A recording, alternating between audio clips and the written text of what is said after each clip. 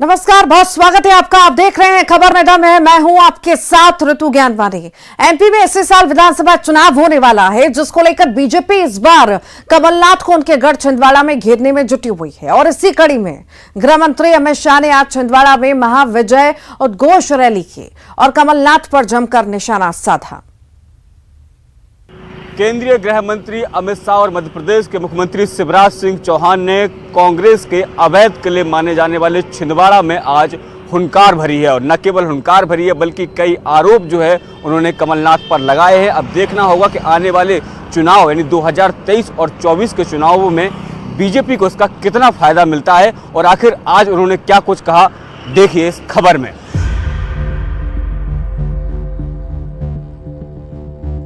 MP विधानसभा चुनाव का शंखनाद कमलनाथ के गढ़ छिंदवाड़ा से गृह मंत्री अमित शाह ने आज किया।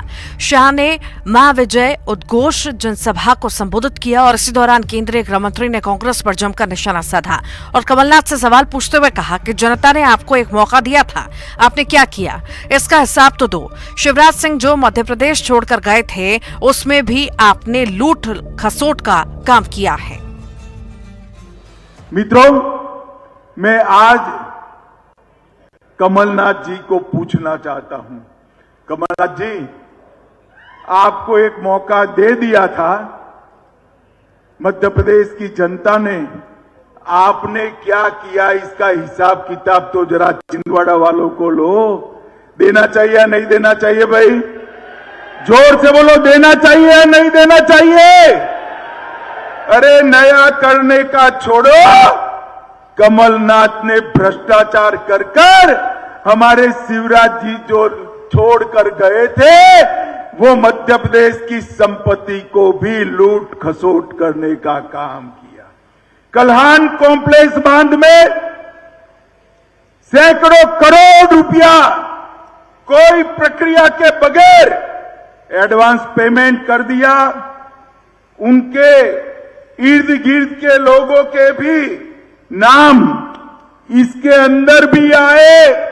अगस्ता वेस्टलैंड के गोटले गपले घोटाले में भी आए।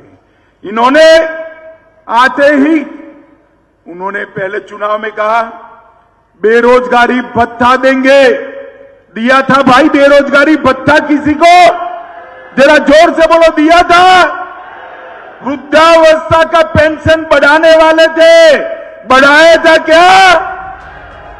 सीएम शिवराज सिंह चौहान ने भी जनसभा को संबोधित किया। उन्होंने अपने संबोधन में कहा कि ये सभा आने वाले चुनाव में बीजेपी को मिलने वाली महाविजय के उद्घोष की सभा है। अमित शाह महाविजय का उद्घोष करने आए हैं। लेकिन अमित भाई आज संघर्ष का शंख फूंकने आए हैं, विजय का उद्घोष करने आए हैं। बोलो, विजय के लिए तैयार हो? पीछे तक बताओ, छिंदवाड़ा वालों, विजय के लिए तैयार हो? कि तुमने बिना डिजाइन के, अनुमोदन के, बिना कार्य प्रारंभ किए ठेकेदारों को 2150 करोड़ का भुगतान करने का पाप किया है, पाप। हम उसकी जांच कर रहे हैं, एफआईआर करा दी गई है, अधिकारी सस्पेंड हुए हैं। अब तुम किसी योजना में खाते जाओ और हम वैसा का वैसा चलने दें। ये भारतीय जनता पार्टी की सरकार है कमलनाथ। हमारे प्रधानमंत्री जी ने कहा है, ना खाऊंगा और ना। तुमने किया क्या?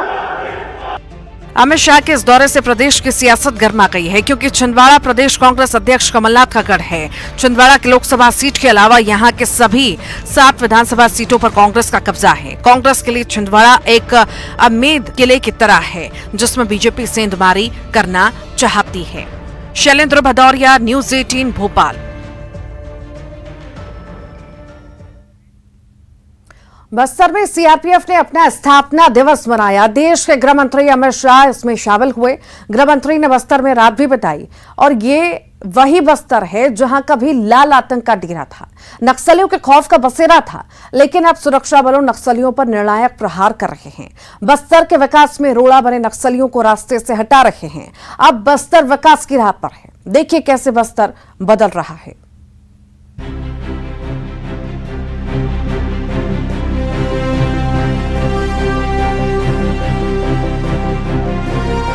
बस्तर बदल रहा है। ये तस्वीरें बयां कर रही हैं कभी दिन के उजाले में भी जहां जाने से लोग डरते थे, अब वहां देश के गृह मंत्री रात बिताते हैं।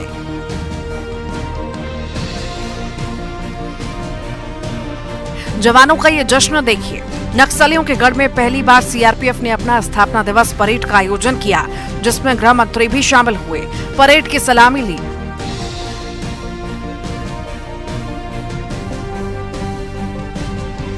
बस्तर में इस आयोजन को गृह मंत्री ने पूरे देश के लिए गर्व की बात बताया।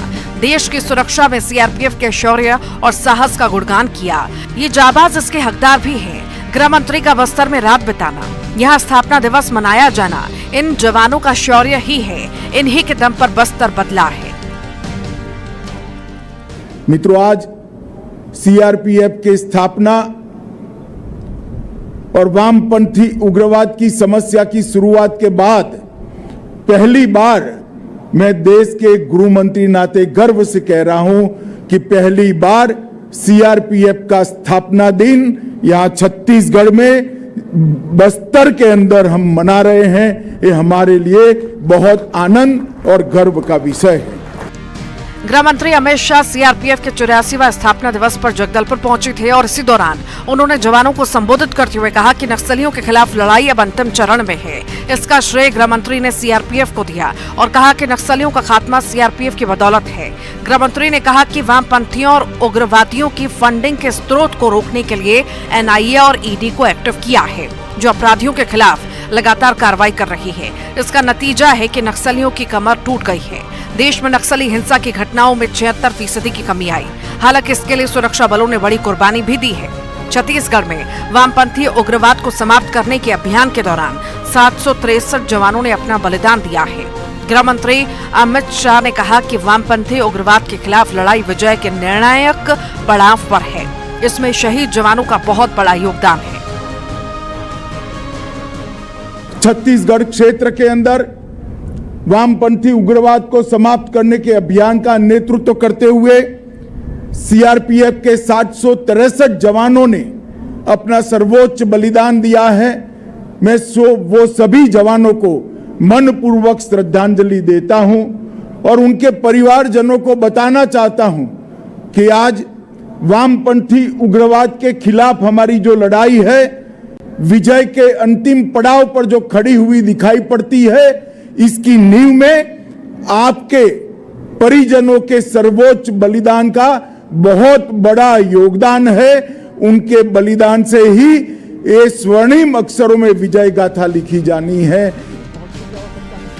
पीएम मोदी के नेतृत्व में देश के सुरक्षा बल नक्सलियों के खिलाफ लगातार लड़ाई लड़ रहे हैं और सफलता भी हासिल कर रहे हैं। जनजातीय क्षेत्रों के विकास में रोड़ाबंद नक्सलियों को हटाया जा रहा है। गृह मंत्री अमित शाह ने कहा कि सीआरपीएफ ने स्थानीय पुलिस को साथ लेकर एक अभेद शक्ति का निर्माण किया है। नक्सलियों के खात्मे के साथ ही वामपंथी उग्रवाद प्रभावित क्षेत्रों में विकास कार्य भी पहुंच रहे हैं। गृह मंत्री ने कहा कि 11,000 किलोमीटर सड़क बन चुकी है। 2,343 मोबाइल टावर लगे हैं। एकलव्य स्कूल को प्रायोरिटी एरिया में खोलने का काम चल रहा है।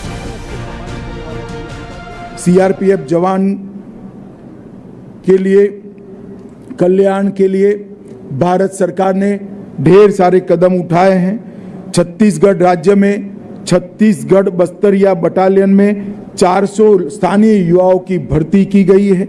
वामपंथी उग्रवादी क्षेत्र में सड़कों का निर्माण हुआ है। 398 पुल और छोटी पुलिया सीआरपीएफ ने ही बनाने में बहुत बड़ा योगदान दिया है। गृह मंत्री अमित शाह ने बस्तर में हुंकार भरी है, नक्सलियों के खात्मे की बात कही है। बात सिर्फ नक्सलवाद के अंत की नहीं, बस्तर के विकास की भी है। इसके लिए भी सरकार लगातार जुटी है। बच्चों को एजुकेशन, युवाओं को रोजगार मिले, इसके लिए प्रयास किए जा रहे हैं और इन प्रयासों के सकारात्मक नतीजे भी नजर आ रहे हैं। Bureau report, news 18।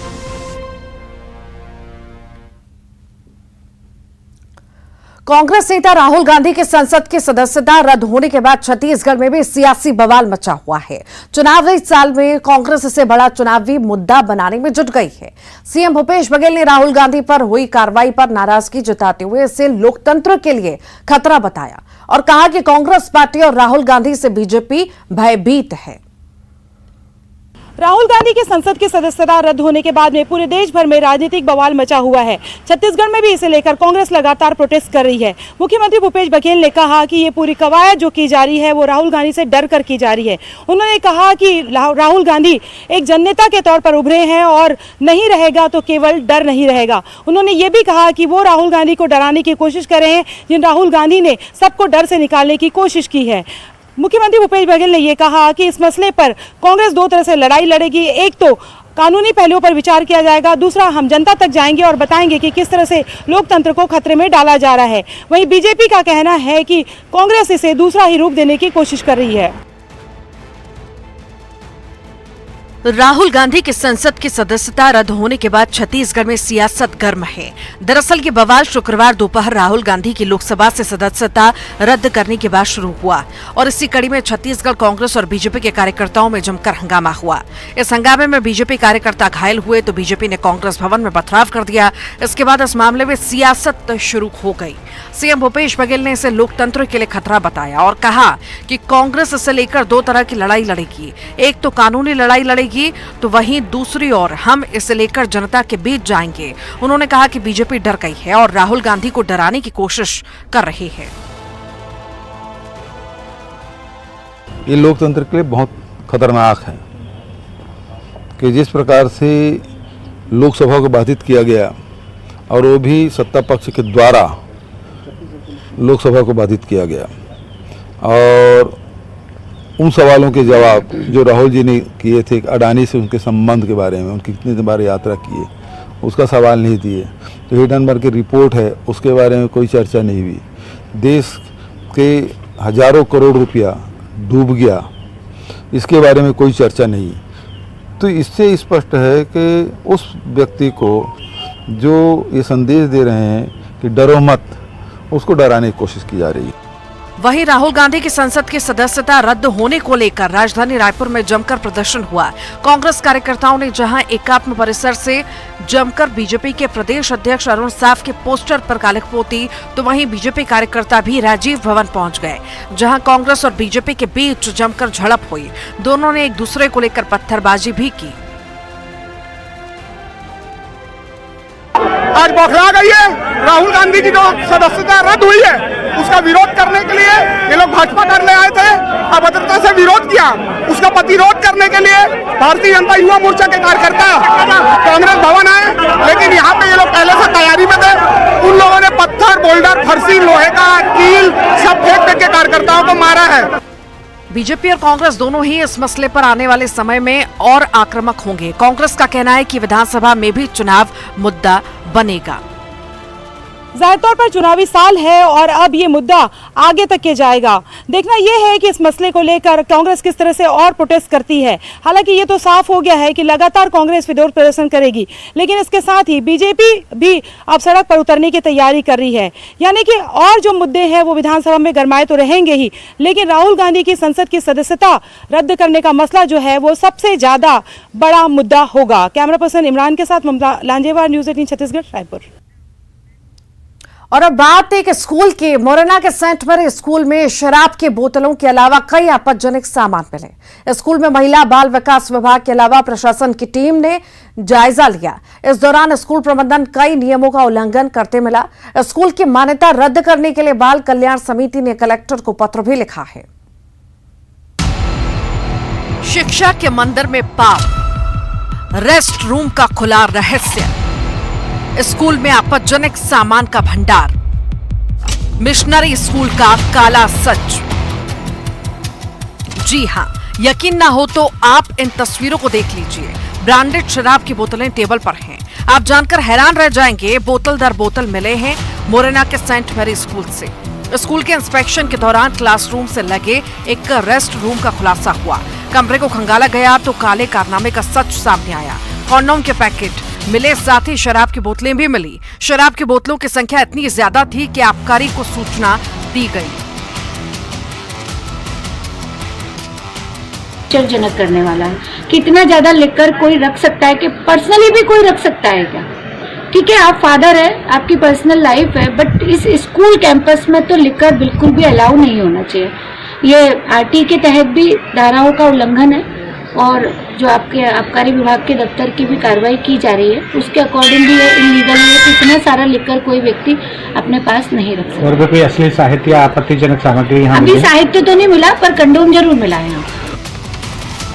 दरअसल मुरैना के सेंट मैरी स्कूल को लेकर बाल संरक्षण आयोग को शिकायत मिली थी। इस शिकायत को लेकर शिक्षा विभाग और महिला बाल विकास विभाग की टीम जांच के लिए पहुंची।